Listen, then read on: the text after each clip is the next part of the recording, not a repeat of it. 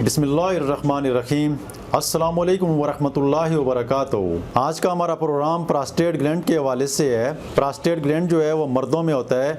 और ये मर्दों की बीमारी है। ये प्रोस्टेट ग्लैंड का साइज़ बढ़ जाता है, जिसकी वजह से पेशाब में मुख्तलिफ़ किस्म की तकलीफ़ें पैदा हो जाती हैं। पेशाब में जलन होती है,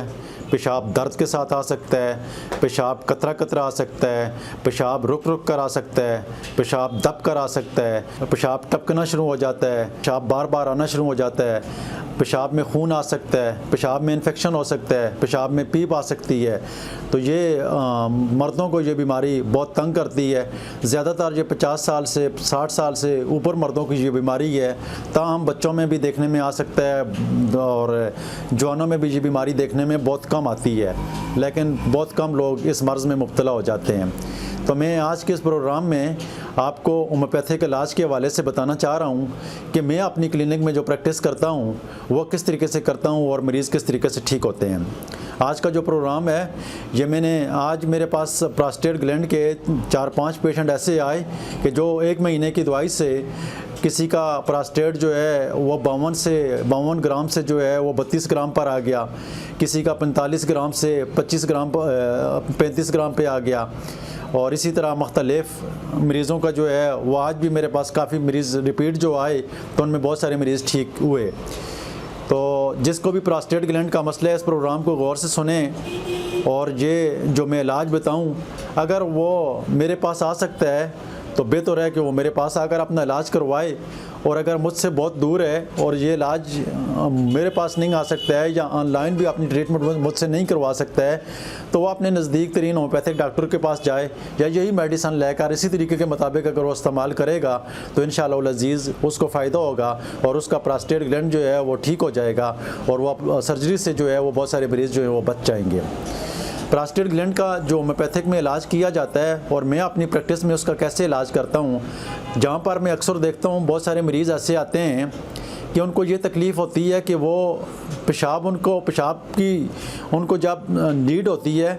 तो वो बिल्कुल सब्र नहीं कर सकते हैं, वो पेशाब को रोक नहीं सकते हैं, वो बर्दाश्त नहीं कर सकते हैं और वो दौड़े दौड़े पेशाब के लिए जाते हैं और जब तक वो पेशाब कर ना लें उस वक्त तक उनको सुकून नहीं मिलता है। तो ऐसे मरीज़ों को मैं कास्टिकम 1 में देता हूँ हर दूसरे तीसरे दिन बाद, तीसरे चौथे दिन बाद, हर तीसरे चौथे दिन बाद 1 डोज़ देता हूँ। मैं अपनी क्लिनिक में जो है उनको डिस्कट के ऊपर बना कर देता हूँ। ताहम अगर आप किसी जगह से लें तो कास्टिकम 1 की पोटेंसी जो है वो भी ले सकते हैं और 2-3 कतरे जो है वो अपनी ज़बान के ऊपर हफ्ते में हर 3 दिन के बाद या 4 दिन के बाद अपनी ज़बान के ऊपर टपका दें सुबह के टाइम में, और ये 3-4 दिन के बाद सिर्फ 1 ही डोज़ इसकी काफ़ी होती है। इसके अलावा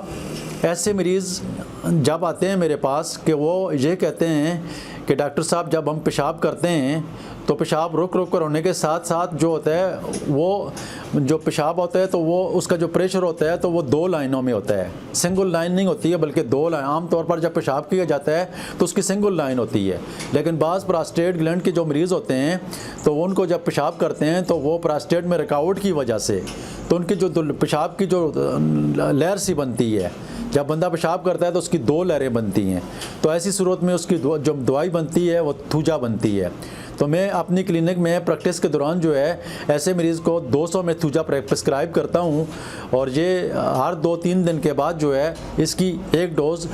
मैं अपनी क्लिनिक में डिस्कट के ऊपर बना कर देता हूँ और मीठी गोलियों के ऊपर डाल कर देता हूँ, कतरे डाल कर देता हूँ और तरतीब से मेडिसिन बन जाती है हमारी क्लिनिक में जो तैयार होकर बनती है। लेकिन अगर आप हमारी क्लिनिक में नहीं आते हैं, किसी और जगह से आप जो मेडिसिन परचेज़ कर रहे हैं तो आप 200 की पोटेंसी एक ले लें और 2-3 कतरे अपनी ज़बान पर हर 2-3 दिन के बाद दोपहर को जो है अपनी ज़बान के ऊपर डाल दिया करें। इसके अलावा याद रखें कि मेरे पास प्रोस्टेट ग्लैंड के जितने मरीज़ भी आते हैं तो उनको मैं एक मेडिसिन सेबल सेरुलेटा है और दूसरी मेडिसिन चेमीफेला है। ये मैं सिम्टम्स के बगैर ही उन मरीज़ों को हर प्रोस्टेट ग्लैंड के मरीज़ जितने भी आते हैं इन दोनों को मैं मिक्स करके अपनी क्लिनिक में सेबल सेरुलेटा और चेमीफिला ये दोनों मेडिसिन जो हैं 30 ताकत में अपनी क्लिनिक में मैं तैयार करके देता हूँ।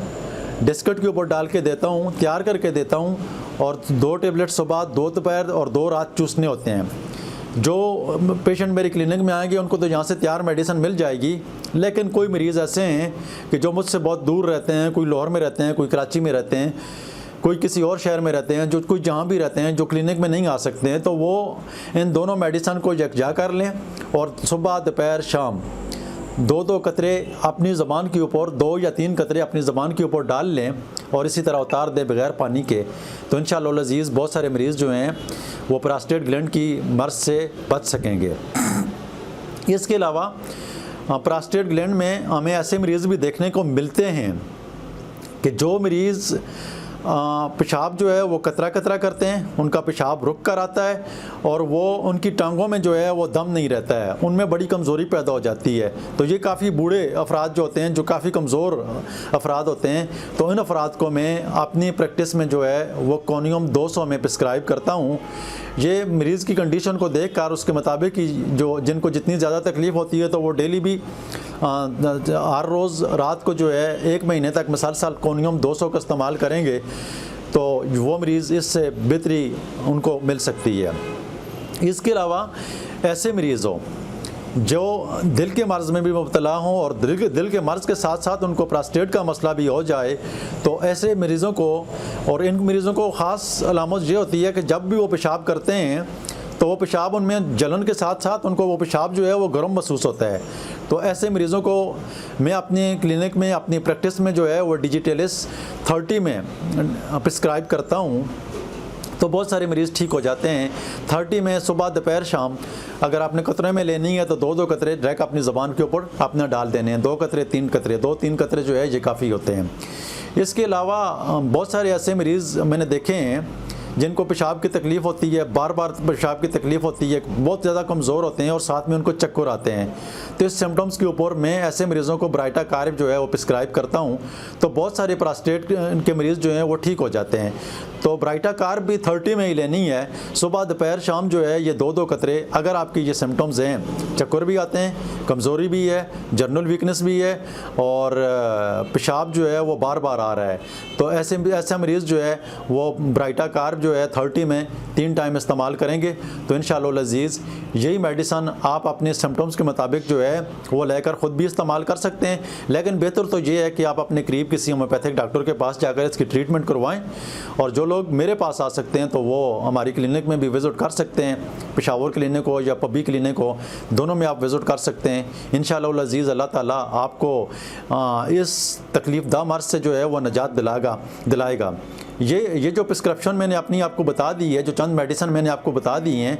तकरीबन इन्हीं चंद ही मेडिसिन में बहुत सारे मरीज़ों के जो मसाइल हैं वो हल हो जाते हैं। तो अल्लाह ताला आपको सेहत वाली लंबी ज़िंदगी अता फ़रमाए। अपनी दुआओं में याद रखना, अपनी सेहत का बहुत ख्याल रखें। अल्लाह आपको सेहत वाली लंबी ज़िंदगी अता फ़रमाए। प्रोग्राम सुनने का बहुत शुक्रिया। अल्लाह हाफ़िज़।